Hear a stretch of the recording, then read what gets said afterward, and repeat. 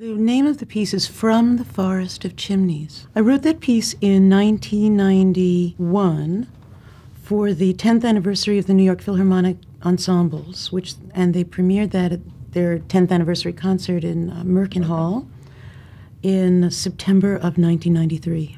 What are the forces for that piece? Clarinet, it's, I believe, an A clarinet, bassoon, horn, one violin, two violas, which makes it a little bit dark, cello, and double bass. That's exactly the same orchestration as the Hindemith octet. It's a very similar one to the Schubert octet, which has two violins and one viola. And except for the doubling of the violas, it's like the Beethoven septet. Where does that title? Well, I have to tell you how the whole piece evolved. I was approached by Leonard Hindell, who's a bassoonist with the orchestra, who had done some chamber music of mine and was interested in a large work. He wanted a septet, an octet, or a nonet for principal players in the orchestra. And he wanted a piece in which no one played a clearly subsidiary role, in which everyone was an important person. In other words, he as a bassoonist didn't want to play bump, bump, bump, bump through the piece. So I thought about it for a long while, because it sounded kind of chaotic and odd to me, unless you wrote a very strictly canonic piece, which wasn't that interesting to me. And I was in Eastern Europe, I was in Poland to record another piece, an orchestra piece. And while I was there, I went to Auschwitz on a tour. It was a very rainy day when I went to Auschwitz. Not a torrential rain, but a very misty rain. And after Auschwitz, which is a horrible enough experience, they take you to a place called Birkenau, which is 20, 30 kilometers away.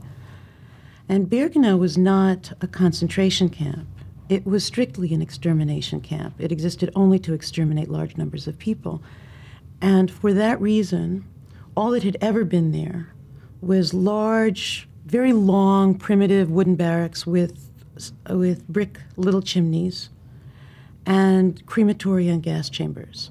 But because that's all that was there, when the Nazis knew that the Russians were coming to liberate Poland, the Nazis themselves bombed Birkenau, so that they wanted none of it to stand, because it was clearly not in accord with any kind of human rights practices.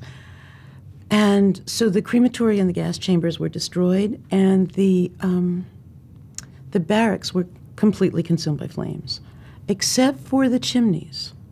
And now there's a watchtower, and you can climb up on the watchtower, and all you see, as far as you can see, is a forest of chimneys.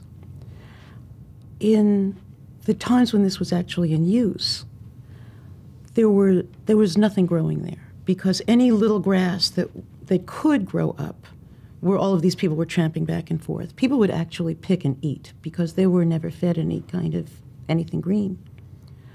But the day I went there, 50 years later, it was very misty, and it had reverted to the swamp it had originally been. So when I climbed up in the watchtower and I looked over the Forest of Chimneys, there were these marsh grasses that were twirling around each other, also as far as the eye could see, and these swirls of mist that also were twirling around each other. And they reminded me of an idea of all of these songs of different kinds of people that never got a chance to finish, that swirled around each other briefly and were lost. And so I thought it would be an appropriate kind of thing to commemorate those lives and the lost songs of those people, but also would work well for what had been requested by the Philharmonic players, to have different kinds of personalities represented by different kinds of melodic things. Some that are wry, some that are sad, some that are despairing, some that are almost folkloric. Very different kinds of personalities that sort of swirl, interact, and vanish, and then return later in the piece in different guises. So that's how that piece came about, and that's what the title is about.